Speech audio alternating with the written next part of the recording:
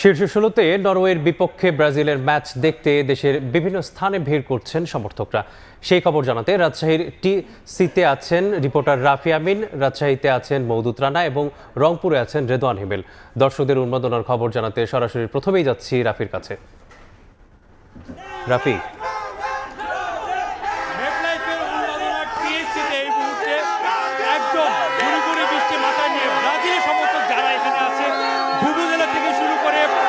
কিংবা আসলে কালার ধোঁয়া বলি সেটাকে নিয়ে একদম উৎসব মুখর একটা পরিবেশ এই মুহূর্তে টিএসসি ব্রাজিল সমর্থকদের মাঝে আসলে আমরা দেখতে পাচ্ছি।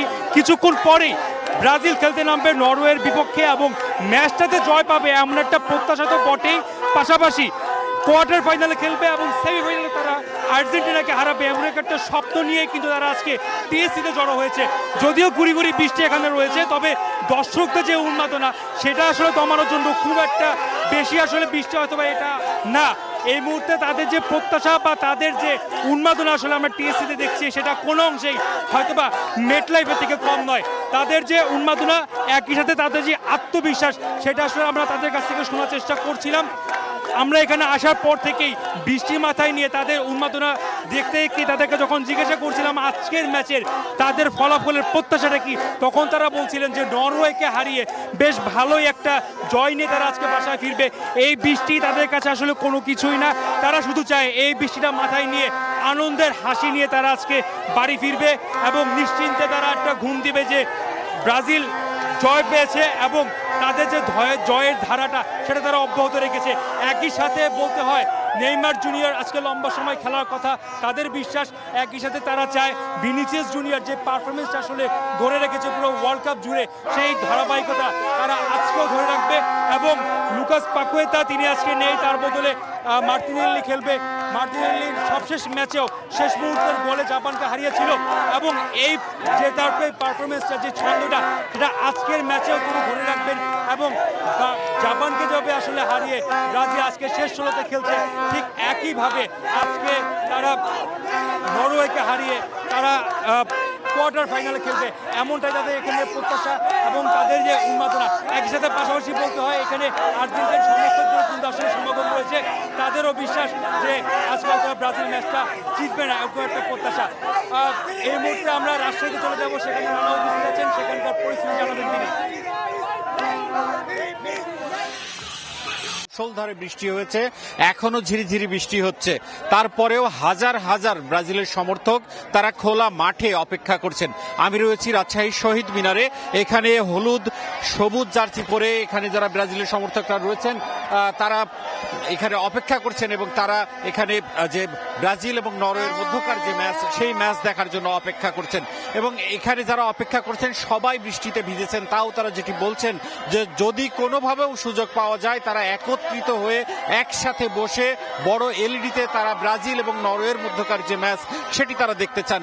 এবং আমরা এখানে 11টা থেকে রয়েছি, আমরা দেখেছি যে 11টা থেকেই এখানে যারা ব্রাজিলের সমর্থকরা রয়েছেন তারা এখানে জড়ো হতে শুরু করেন এবং তারা এখানে সেই 11টা থেকে এখন 1টা বাজে অর্থাৎ 2 ঘন্টা ধরে এখানে বসে আছেন। এর মধ্যে মুষলধারে বৃষ্টি হয়ে গেছে, এখনো আকাশে যে অবস্থা তাতে বৃষ্টি হওয়ার সম্ভাবনা রয়েছে, তারপরেও ব্রাজিলের যে সমর্থকরা রয়েছেন তারা অপেক্ষা করছেন এবং এখানে সব বয়সী ব্রাজিলের সমর্থকরা রয়েছেন।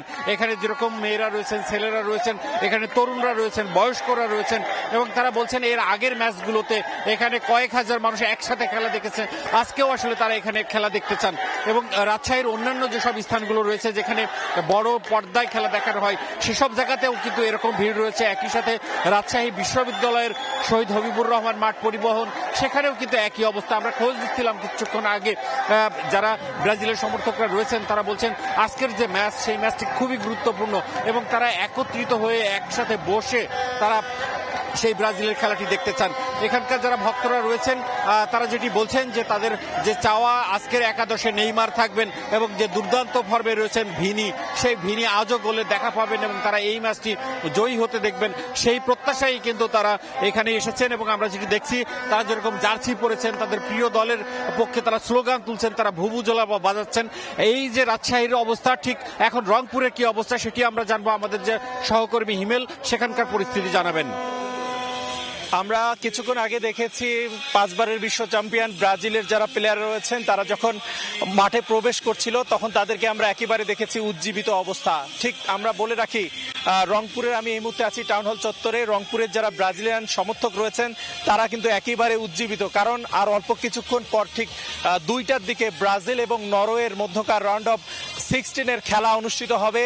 সবাই মনে করছেন যে একটু হাড্ডাহাড্ডি লড়াই, কিন্তু এখানকার যারা ব্রাজিলিয়ান সমর্থক রয়েছেন তারা কিন্তু ইতিমধ্যে একেবারে প্রেডিকশন দিয়ে রেখেছেন 2-1 গোলে রাউন্ড অফ 16-এ জয় নিশ্চিত করে তারা কিন্তু কোয়ার্টার ফাইনালে যাবেন। একটু বলে রাখি যে নরওয়ে কিন্তু আসলে যে নরওয়ের যে প্লেয়ার রয়েছেন হল্যান্ড, সেই যারা সমর্থক আর্জেন্টাইন এবং জার্মানি বিভিন্ন দলের যারা সমর্থক রয়েছেন তারা কিন্তু বলছেন যে কোনোভাবেই ব্রাজিলকে হালকাভাবে নেয়ার কোনো সুযোগ নেই, কারণ নরওয়ের যে ইউরোপের উদীয়মান দল নরওয়ের যে প্লেয়ার রয়েছেন সেনসেশন প্লেয়ার হল্যান্ড, তিনি কিন্তু আসলে ভালো করবেন, ভালো খেলে কিন্তু ব্রাজিলকে হারাবেন।